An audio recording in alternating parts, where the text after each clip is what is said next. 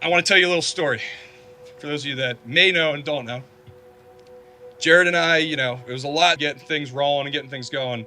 We put up a website. It's called Lincoln Mill Haunted House. Had an image on it that one of my graphic designers and one of my other companies put together for us, and put a little thing out on the web. And the first contact through that website, it's a gentleman over here named Carl. And Carl says something along the lines of like, I know how to scare actor manage. We should talk. And I was like, we don't need a scare actor manager. What does that even mean?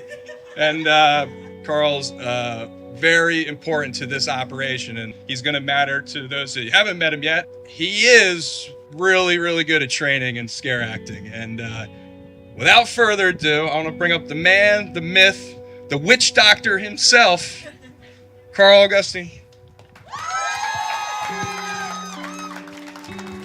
Thank you, Brian.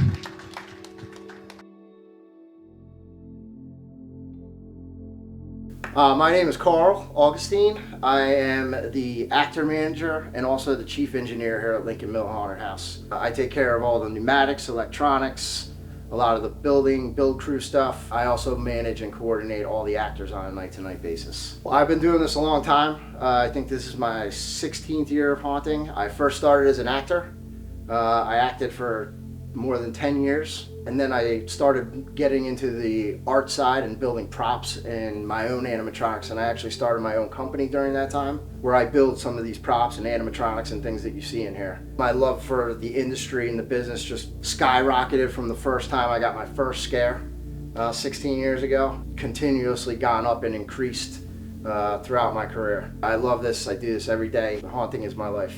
I was really, really into Halloween as a kid. It was my favorite time of year. I was always planning the whole year. I was planning around Halloween, so I knew I was into it from the get-go. I really love the suspension of disbelief, right? And that's what happens in these kinds of places. So many people are stuck in their workaday lives with a lot of routine and a lot of, they're looking for something to escape to, something that blends the lines between reality and fiction that they can actually step into as an immersive experience and escape all of that other stuff in their life for a while. When I hear them scream and see the emotion and the smiles on their faces, I know that it's working. That feels so good. That drives you and motivates you to want to do this more. Our crew is extremely tight.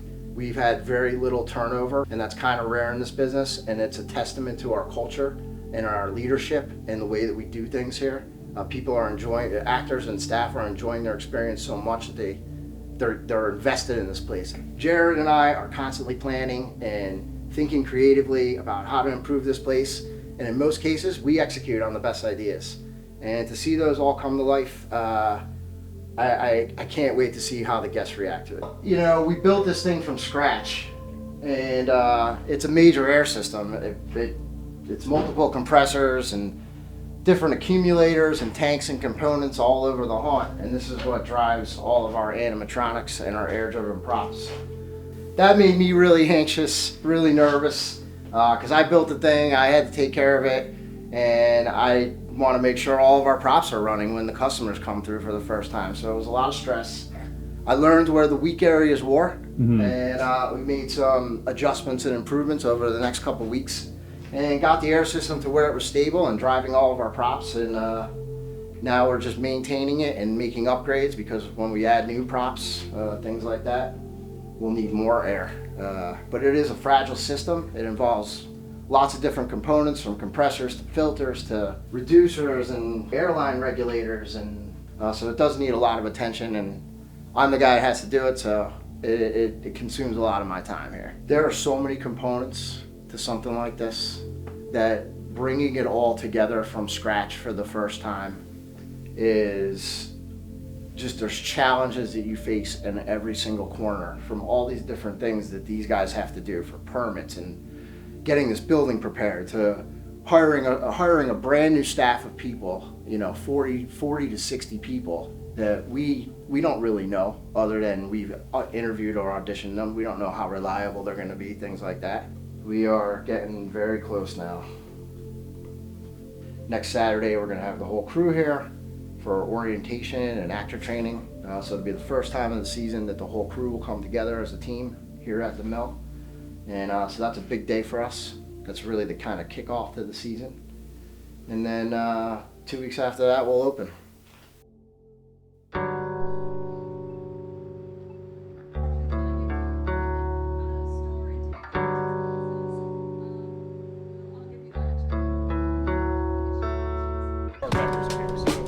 This year, beer, cocktails, we have bringing funnel cakes, things like that.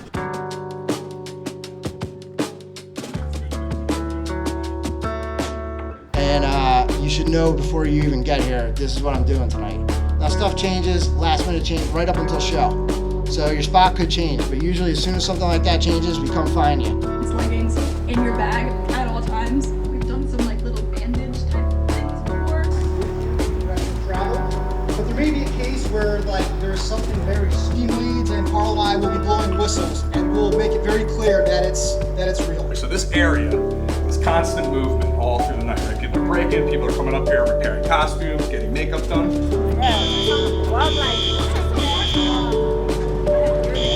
Downstairs did a really good job. We're back to parking lot.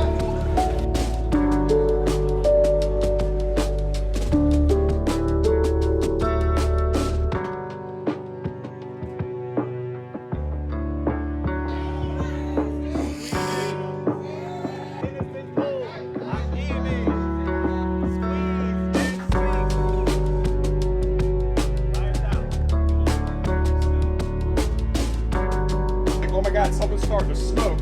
You see it, 2 feet to you is a fire extinguisher. You could take it and do that and prevent the whole haunt from going. 1 second. Absolutely. Yes. When the whistles, Yes. you hear, you break the character. All right? We're going to be jumping into active training next, which Carl will lead out here in the parking lot.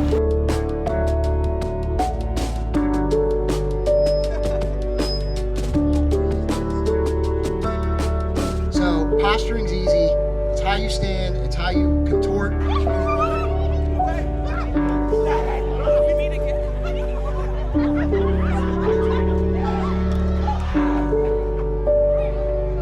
Safe, maybe you're scared of rejection, maybe you're protecting yourself. What we want to create is a space of safety for you to break through those walls. There is personal growth to be had here at the mill.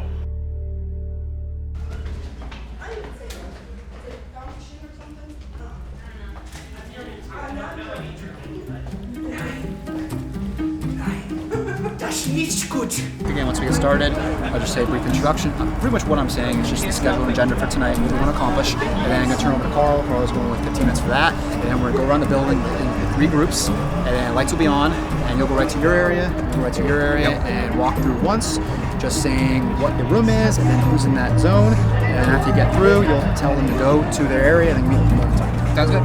Michael, you're group 2. Nick, your group 2. You go by Nick or Nicholas? What's up? How are you? Phil, What's going on? Do we have a card for you?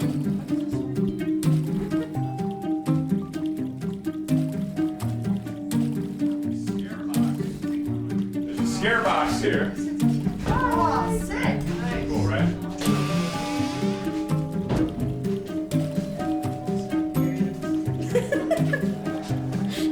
Tell you so, why this looks so real, the people that make this prop make all the bodies on CSI on TV.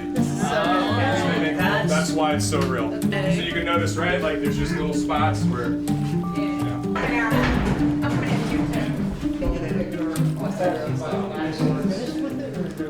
Smoke detectors on this floor, the whole first floor has fire suppression. So if you look up, we have sprinklers across the entire hall. Another animatronic here. This guy flies out of you.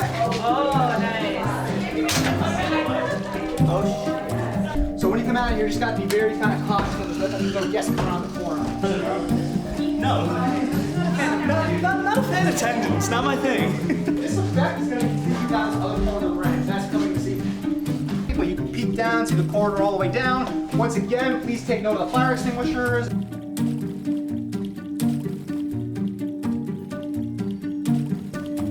Filming everything today? Everything.